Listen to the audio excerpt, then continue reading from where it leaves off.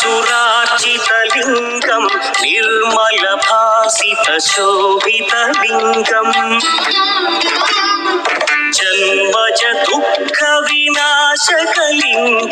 तत्प्रणमामि सदा शिवलिङ्गम्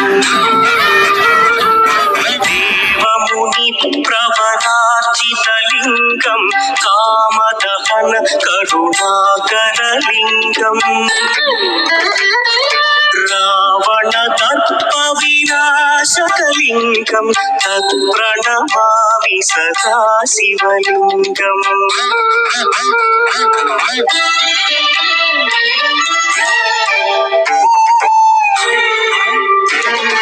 सर्वसुगन्धसुलेपितलिङ्गं बुद्धिविवर्धनकारणलिङ्गं सिद्धसुरासुरवन्दितलिङ्गं तत्प्रणमामि सदा शिवलिङ्गं कनकमहामणिभूषितलिङ्गं फणिपरिवेष्टितशोभितलिङ्गम्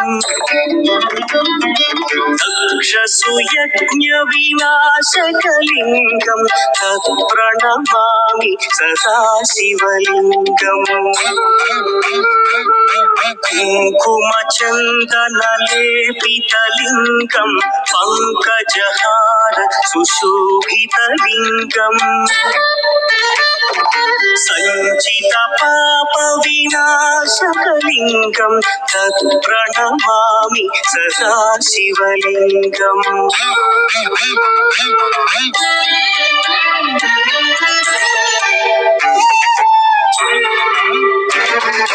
देवगणा